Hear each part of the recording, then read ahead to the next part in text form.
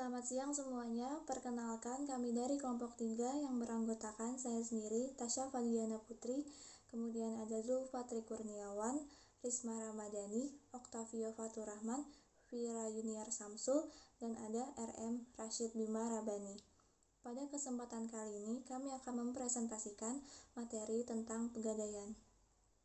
Materi pembahasan pada kali ini yaitu yang pertama, ada sejarah dan pengertian pegadaian, yang kedua ada kegiatan usaha pegadaian, yang ketiga ada barang yang tidak dapat digadaikan, yang keempat ada produk pembiayaan dan jasa lainnya, yang kelima ada proses pinjaman atas dasar hukum gadai, dan yang keenam ada pengertian dan jenis produk pegadaian syariah. Pertama, pengertian dan sejarah pegadaian. Pengertian pegadaian. Menurut POJK nomor 31 tahun 2016, pegadaian merupakan segala usaha yang menyangkut pemberian pinjaman dengan jaminan barang bergerak, jasa titipan, jasa taksiran, dan atau jasa lainnya. Pegadaian adalah satu-satunya badan usaha di Indonesia yang secara resmi mendapatkan izin untuk melaksanakan kegiatan lembaga keuangan berupa pembiayaan dalam bentuk penyaluran dana ke masyarakat atas dasar hukum gadai. Kemudian ada tujuan pegadaian. Terdapat 3 tujuan dari pegadaian. Yang pertama, ada mencegah ijon, rentenir, dan pinjaman tidak wajar lainnya. Kemudian yang kedua, untuk meningkatkan kesejahteraan rakyat kecil. Dan yang ketiga, untuk mendukung program pemerintah di bidang ekonomi dan pembangunan nasional. Kemudian kita ke sejarah pegadaian. Sejarah pegadaian dimulai dari tahun 1746. Pada saat itu, VOC mendirikan Bank Van Lening sebagai lembaga keuangan yang memberikan kredit dengan sistem gadai. Pada tahun 1811, pemerintah Inggris mengambil alih dan membubarkan Bank Van Lening, dan pada saat itu masyarakat diberi keleluasaan untuk mendirikan usaha pegadaian. Kemudian pada tahun 1901 didirikan pegadaian di Sukabumi, Jawa Barat pada tanggal 1 April 1901. Kemudian pada tahun 1905 pegadaian berbentuk lembaga resmi yang berbadan hukum Jawatan 1905. Kemudian kita beralih ke tahun 1961. Pada saat itu, bentuk badan hukum pegadaian berubah dari jawatan ke PN berdasarkan Perpu nomor 19 tahun 1960. Kemudian pada tahun 1969, badan hukum pegadaian berubah dari PN menjadi Perjan. Kemudian kita ke 1990. Pada tahun itu, bentuk badan hukum berubah dari Perjan ke Perum berdasarkan PP nomor 10 tahun 1990 yang diperbaharui dengan PP nomor 103 tahun 2000. Kemudian yang terakhir pada tahun 2012, badan hukum pegadaian berubah dari Perum ke Persero pada tanggal 1 April 2012 yang berdasarkan PP nomor 52 tahun 2011. Kemudian kita ke fungsi pegadaian. Terdapat 5 fungsi pegadaian. Yang pertama yaitu untuk mengelola penyaluran dana pinjaman atas dasar hukum gadai dengan cara yang cepat dan aman. Kemudian mengelola segala bentuk keuangan, kepegawaian, perlengkapan, pendidikan, dan pelatihan. Yang ketiga, menciptakan dan mengembangkan usaha-usaha yang menguntungkan bagi pegadaian dan masyarakat. Yang keempat, dapat mengelola organisasi dan tata cara pelaksanaan pegadaian. Dan yang terakhir, sebuah pengembangan pengawasan dalam pengelolaan pegadaian. Kemudian kita ke manfaat pegadaian. Pegadaian dapat bermanfaat bagi lembaga itu sendiri atau bagi nasabahnya. Bagi lembaga pegadaian itu sendiri, pegadaian berfungsi sebagai penghasilan yang bersumber dari sewa modal yang dibayarkan oleh peminjam dana. Kemudian yang kedua, penghasilan yang bersumber dari ongkos yang dibayarkan oleh nasabah.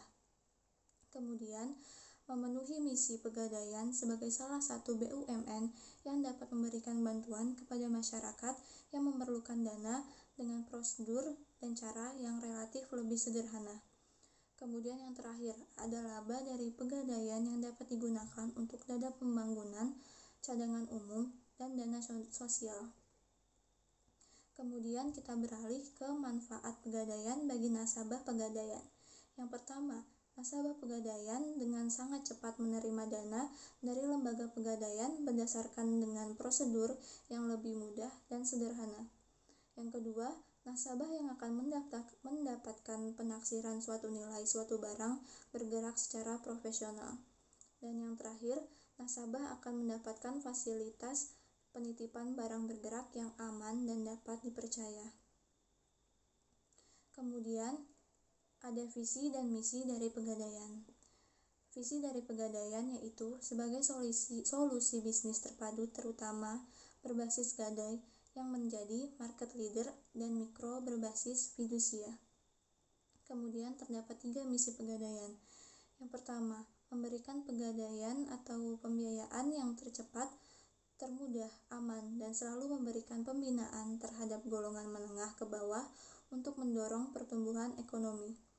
Yang kedua, memastikan pemerataan layanan dan infrastruktur yang memberikan kemudahan dan kenyamanan di seluruh Pegadaian dalam mempersiapkan diri menjadi pemain regional dan tetap menjadi pilihan utama masyarakat. Kemudian dapat membantu pemerintah dalam meningkatkan kesejahteraan masyarakat, golongan menengah ke bawah, dan melaksanakan usaha dalam rangka optimalisasi sumber daya perusahaan. Sekian materi yang dapat saya sampaikan. Materi selanjutnya akan disampaikan oleh teman saya.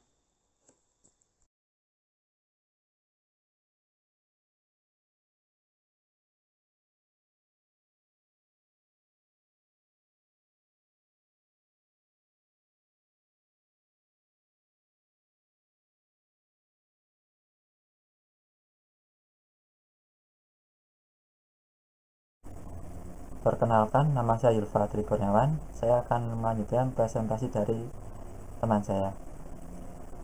Kegiatan usaha. Pegadaian tidak diperkenankan untuk memperoleh dana secara langsung dari masyarakat dalam bentuk simpanan, misalnya giro, deposito, dan tabungan sebagaimana halnya dengan sumber dana konvensional perbankan. Dana yang dihimpun oleh Pegadaian diperoleh melalui beberapa kegiatan, yaitu pertama, pinjaman jangka pendek dari bank. Pinjaman ini memiliki porsi yang begitu besar dari total dana jangka pendek, kurang lebih 80%. Yang kedua, pinjaman jangka panjang dari kredit likuiditas Bank Indonesia. Yang ketiga, pinjaman jangka pendek dari pihak lain.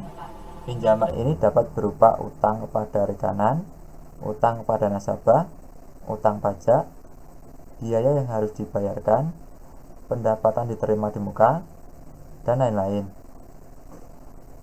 Yang keempat adalah penerbitan obligasi.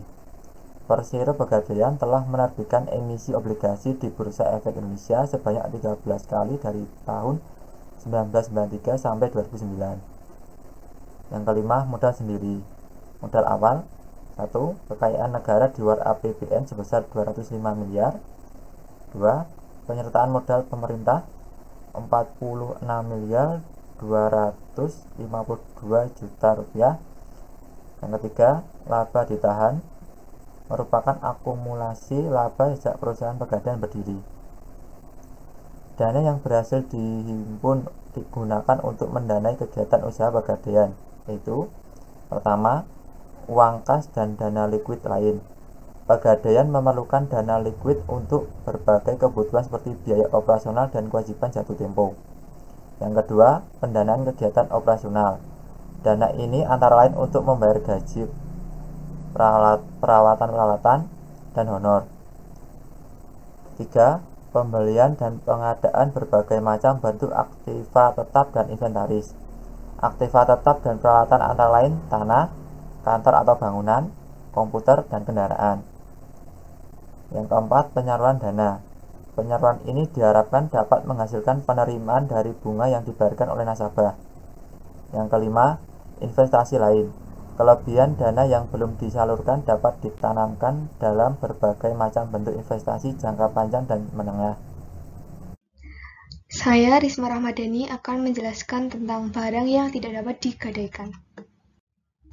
Barang pertama yang tidak dapat digadaikan yaitu batu akik. Walaupun batu akik termasuk populer dan nilai jualnya tinggi, tapi batu akik tidak dapat digadaikan karena batu akik tidak memiliki nilai tukar yang pasti dan tidak memiliki standar baku. Tidak adanya standar analisis resiko mengakibatkan batu akik tidak memiliki nilai jual yang lebih tinggi ketika dijual kembali. Namun Pegadaian sedang melakukan analisis khusus agar batu akik dapat dipertimbangkan menjadi barang berharga yang dapat digadaikan. Yang kedua yaitu televisi tabung. Walaupun televisi sebenarnya dapat digadaikan, tapi khusus untuk televisi tabung tidak dapat, dikarenakan sudah bukan menjadi tren televisi modern. Karena sekarang modelnya lebih ke berlayar datar, LCD, dan LED dengan model yang lebih slim.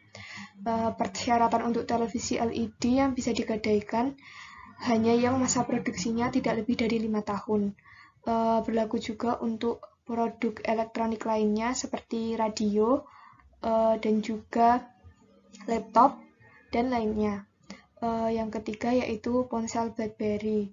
Walaupun termasuk ke dalam barang elektronik, tapi tidak dapat digadaikan karena harga jualnya menurun, yang salah satu sebabnya yaitu adanya perkembangan teknologi pesat dan hadirnya ponsel Android yang lebih canggih dan ringan. Yang keempat yaitu motor yang berasal dari pabrik Tiongkok. Walaupun motor adalah kendaraan yang sebenarnya dapat digadaikan, tapi khusus untuk yang berasal dari pabrik Tiongkok tidak dapat digadaikan karena dianggap barang tiruan atau replika. Yang terakhir yaitu microwave.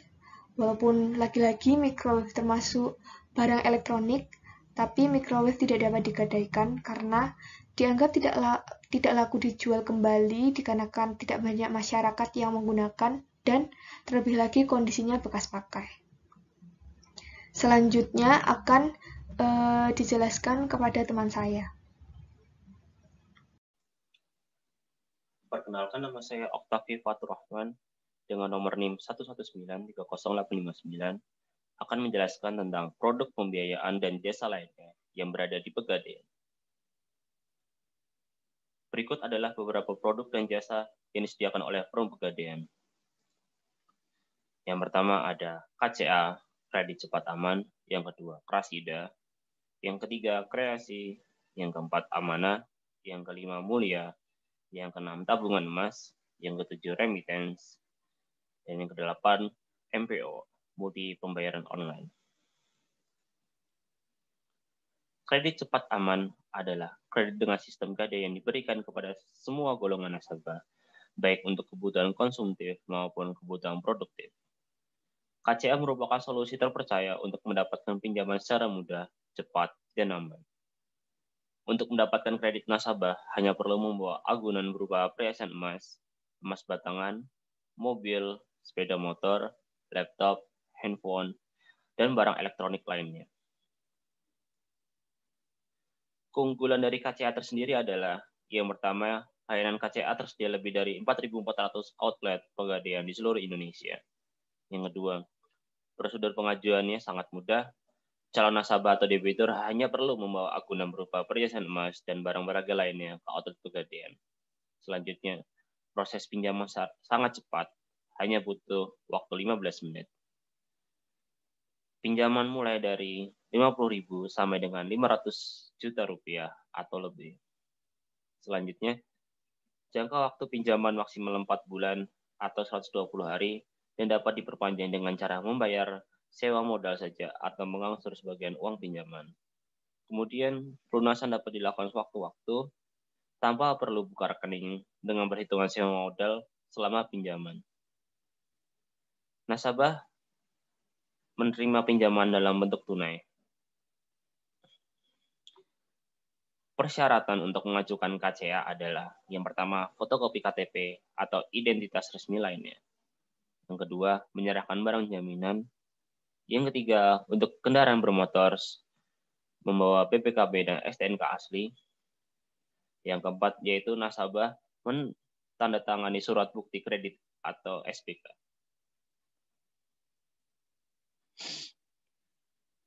Selanjutnya Krasida. Kredit pinjaman angsuran bulanan yang diberikan kepada usaha mikro kecil dan menengah UMKM untuk pengembangan usaha dengan sistem gadai. Krasida merupakan solusi terpercaya untuk mendapatkan fasilitas kredit yang cepat, mudah, dan murah. Agunan berupa perhiasan emas dan kendaraan bermotor. Keunggulan dari kredit pinjaman adalah yang pertama, prosedur pengajuan sangat mudah. Calon nasabah atau debitur hanya perlu membawa agunan emas atau mobil. Kedua, yang selanjutnya, pinjaman mulai dari 1 juta sampai dengan 250 juta. Kemudian, pinjaman bisa mencapai 95% dari nilai taksiran agunan. Selanjutnya, sewa modal relatif murah dengan angsuran tetap per bulan. Kemudian, jangka waktu pinjaman fleksibel dengan pilihan jangka waktu 6, 12, 24, 36 bulan. Pelunasan dapat dilakukan sewaktu-waktu dengan pemberian diskon untuk sewa modal. Persyaratan untuk mengajukan Krasida sendiri adalah yang pertama, fotokopi KTP dan kartu keluarga. Yang kedua, menyerahkan dokumen yang sah. Yang ketiga, menyerahkan barang jaminan berupa perhiasan emas atau kendaraan bermotor. Yang keempat, untuk akun yang berupa kendaraan bermotor, dilengkapi dengan dokumen kepemilikan seperti BPKB asli, fotokopi STNK, dan faktur pembelian. Selanjutnya yaitu kreasi. Kreasi adalah kredit dengan angsuran bulanan yang diberikan kepada usaha kecil dan menengah, atau kita sebut UMKM, untuk pengembangan usaha dengan sistem fidusia.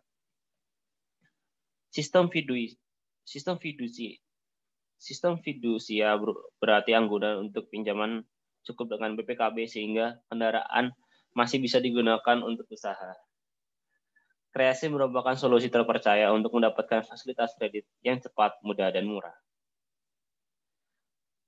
Keunggulan dari kreasi tersendiri adalah yang pertama, produk pengajuan kredit sangat cepat dan mudah. Anggunan cukup BPKB kendaraan bermotor. Selanjutnya, pinjaman dimulai dari 1 juta hingga 200 juta. Selanjutnya, proses kredit hanya butuh waktu 3 hari dan dana dapat segera cair. Kemudian, sewa modal bunga pinjaman relatif murah dengan angsuran tetap per bulan. Selanjutnya, jangka waktu pinjaman fleksibel dengan pilihan jangka waktu 12, 18, 24, 36 bulan. Pelunasan dapat dilakukan sewaktu-waktu dengan pemberian diskon untuk sewa modal. Kreasi dapat diperoleh di seluruh outlet Pegadaian di Indonesia. Persyaratan untuk mengajukan kreasi yang pertama adalah memiliki usaha yang memenuhi kriteria kelayakan serta telah berjalan 1 tahun. Kemudian, fotokopi KTP, kartu keluarga, dan surat nikah jika sudah menikah. Yang ketiga, menyerahkan dokumen yang sah. Yang keempat, menyerahkan dokumen kepemilikan kendaraan bermotor seperti BPKB asli, fotokopi STNK, dan faktur pembelian.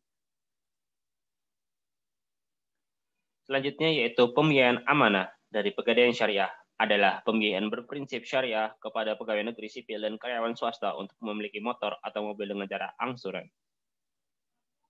Keunggulannya sendiri adalah layanan amanah tersedia di outlet Pegadaian Syariah di seluruh Indonesia. Prosedur pengajuan cepat dan mudah, uang muka terjangkau, biaya administrasi murah dan angsuran tetap, kemudian jangka waktu pembiayaan mulai dari 12 bulan sampai dengan 60 bulan. Selanjutnya, transaksi sesuai prinsip syariah yang adil dan menenteramkan.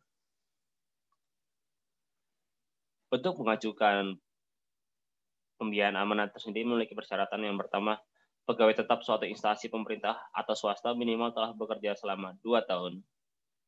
Yang kedua, melampirkan kelengkapan seperti fotokopi KTP suami istri, fotokopi kartu keluarga, fotokopi SK pengangkatan sebagai pegawai atau karyawan tetap.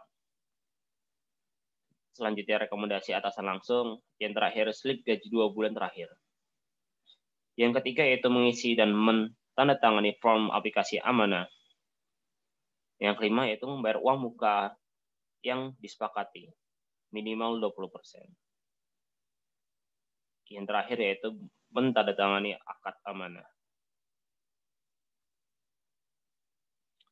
Selanjutnya mulia. Mulia adalah layanan penjualan emas batangan kepada masyarakat secara tunai atau angsuran dengan proses mudah dan jangka waktu yang fleksibel.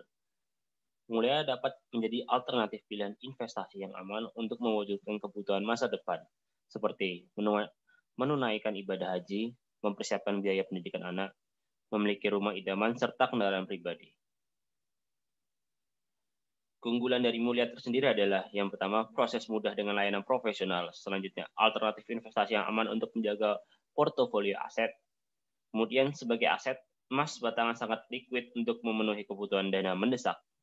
Selanjutnya, tersedia pilihan batangan dengan berat mulai dari 5 gram sampai dengan 1 kilogram.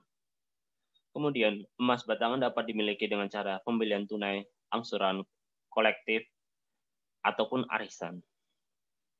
Kemudian, uang muka mulai dari 10% sampai dengan 90% dari nilai logam mulia. Jangka waktu angsuran mulai dari 3 bulan sampai dengan 36 bulan. Untuk mengajukan persyaratan di Mulia sendiri, yang pertama adalah untuk pembelian secara tunai, nasabah cukup datang ke outlet Pegadaian Galeri 24 dengan membayar nilai logam mulia yang akan dibeli. Yang kedua, untuk pembelian secara angsuran, nasabah dapat menentukan pola pembayaran angsuran sesuai dengan keinginan.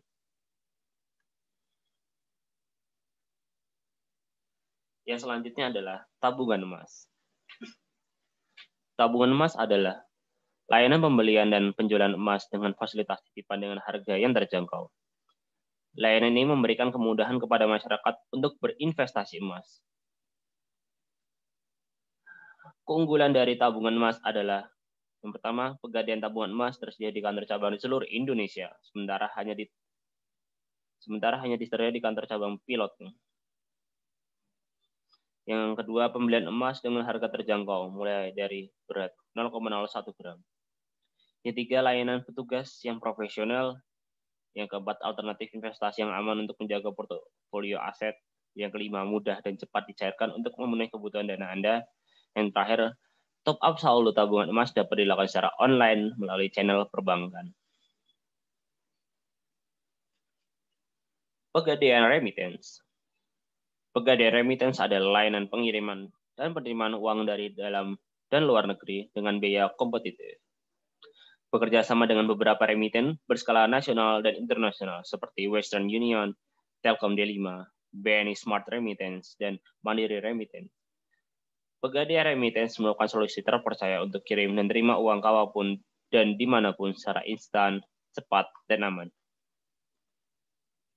Keunggulannya adalah yaitu layanan Pegadaian Remittance tersedia di kantor cabang di Pegadaian di seluruh Indonesia. Selanjutnya, keamanan bertransaksi yang terpercaya hanya dibayarkan kepada orang yang dituju. Selanjutnya, biaya kirim kompetitif. Kemudian, prosedur sangat mudah. Penerima uang tidak harus memiliki rekening bank. Persyaratannya untuk mengajukan Pegadaian Remittance yaitu yang pertama, mengisi dan melengkapi form pengiriman uang. Yang kedua, membawa kartu tanda pengenal, KTP, SIM, atau paspor. Yang ketiga, syarat bagi nasabah penerima uang melalui Pegadaian. Yang keempat, mengisi dan melengkapi form penerimaan uang. Yang kelima, membawa nomor kontrol kiriman uang, PIN, kode transfer, atau MTCN. Yang keenam, kartu tanda pengenal, KTP, SIM, ataupun paspor.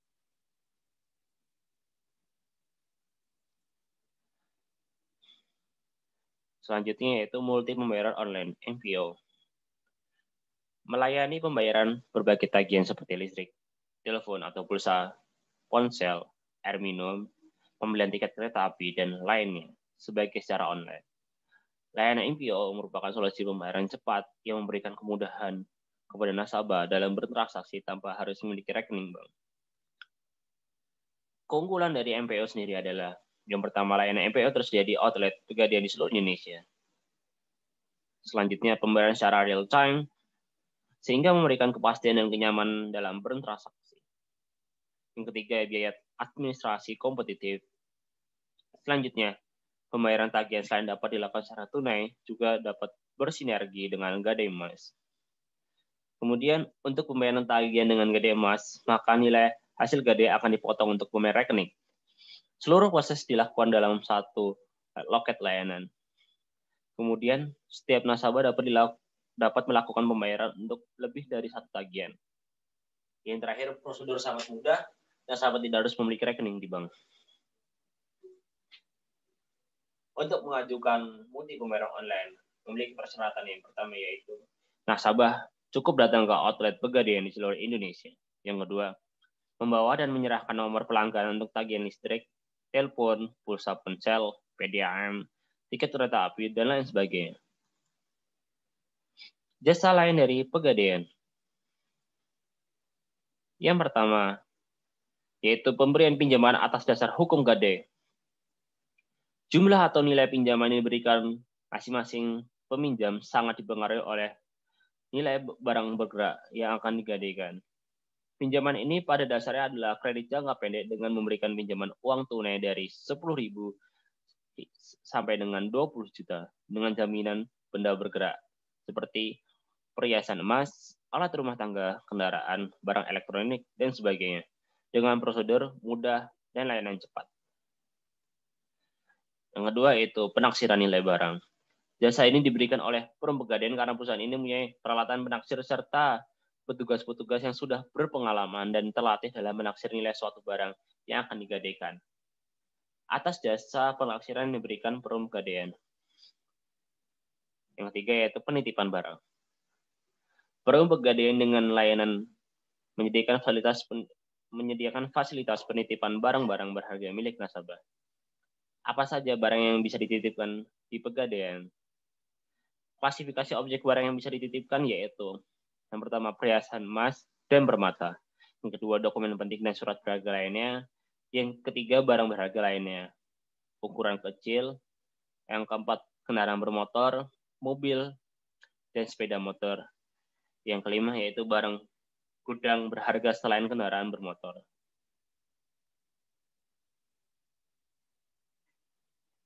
Penjualan koin emas ONH, yaitu emas yang berbentuk koin yang bisa digunakan untuk tujuan persiapan dana pergi haji bagi pembelinya. Krasida itu kredit angsuran sistem gadai yang diberikan kepada para pengusaha mikro kecil dalam rangka mengembangkan usaha atas dasar gadai yang pengembalian pinjaman dilakukan melalui angsuran. Kreasi yaitu kredit angsuran fidusia pinjaman kepada pengusaha mikro dan kecil dengan konstruksi penjaminan secara fidusia dan pengembalian pinjaman dilakukan secara angsuran. Sekian dari saya, kurang lebih mohon maaf. Wassalamualaikum warahmatullahi wabarakatuh.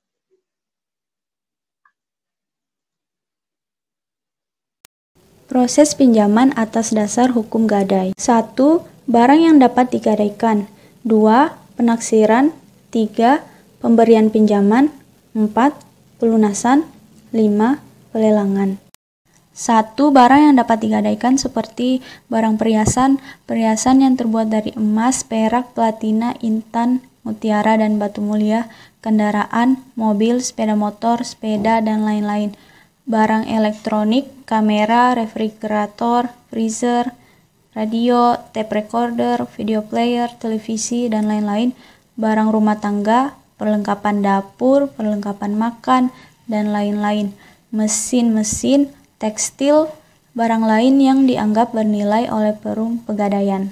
Namun, mengingat keterbatasan tempat penyimpanan, keterbatasan sumber daya manusia di Pegadaian, perlunya meminimalkan risiko yang ditanggung oleh Perum Pegadaian, serta mempertimbangkan peraturan yang berlaku, maka ada barang-barang tertentu yang tidak dapat digadaikan, meliputi binatang ternak, hasil bumi, barang dagangan dalam jumlah besar, barang elektronik, barang yang cepat rusak, busuk atau susut, barang yang amat kotor, kendaraan yang sangat besar, barang-barang seni yang sulit ditaksir, barang yang sangat mudah terbakar, senjata api, amunisi, dan mesiu, barang yang disewa belikan, barang milik pemerintah, barang ilegal.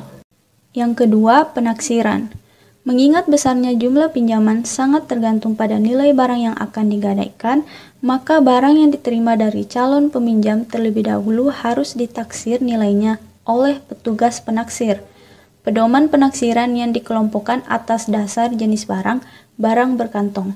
1. Emas. A. Petugas menaksir melihat harga pasar pusat HPP dan standar taksiran logam yang telah ditetapkan oleh kantor pusat.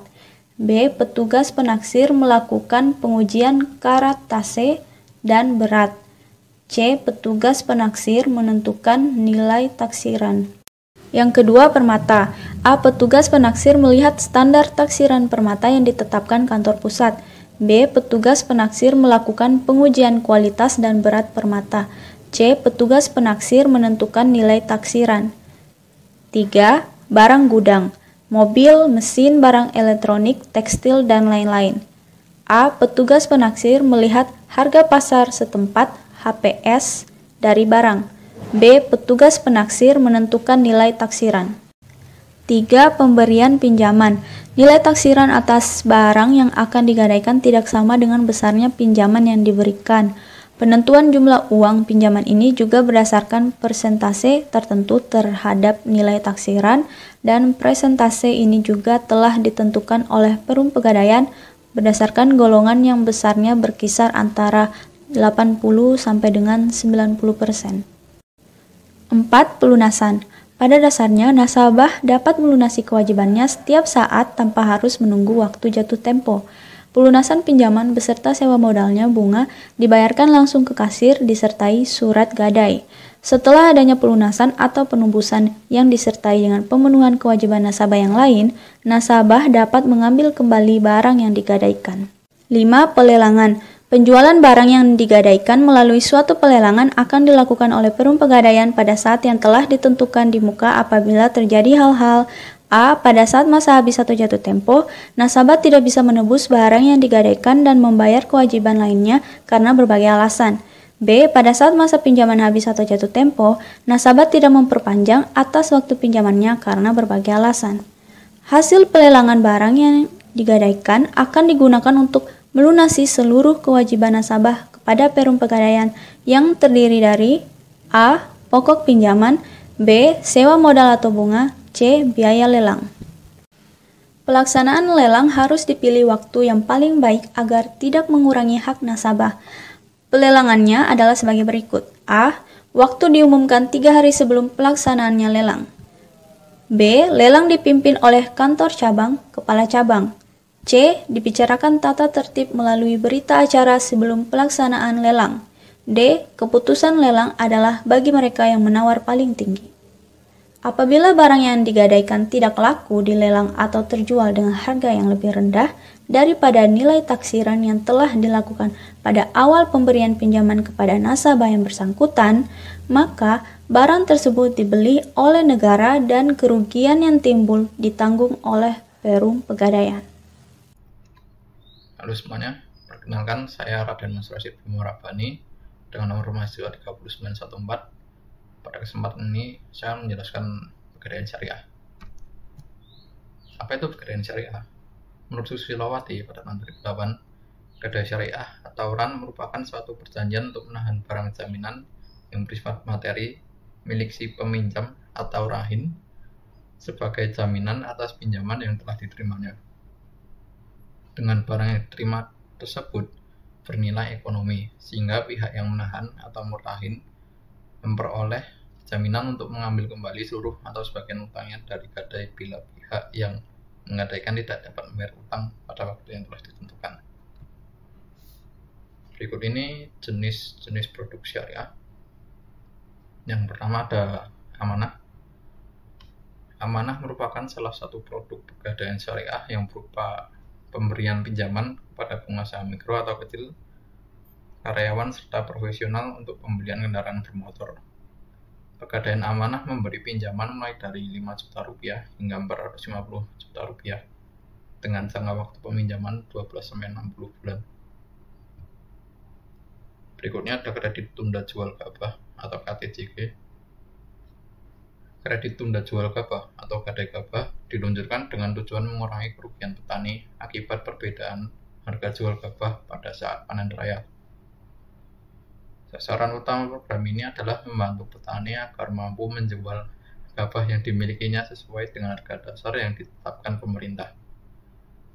Dengan adanya gadai gabah, petani dapat tidak menjual semua gabahnya pada saat musim panen, namun menyimpannya terlebih dahulu di gudang milik agen yang menjadi mitra pegadaian syariah. Kemudian ada arum emas. Arum emas merupakan produk pegadaian untuk memberi pinjaman dana tunai dengan jaminan perhiasan atau seperti emas dan berlian. Melalui pembiayaan ini, pinjaman dapat diangsur melalui proses yang mudah dan sesuai syariah. Pinjaman mulai dari 1 juta rupiah hingga 500 juta rupiah dengan jangka waktu 12, 18, 24, dan 36 bulan.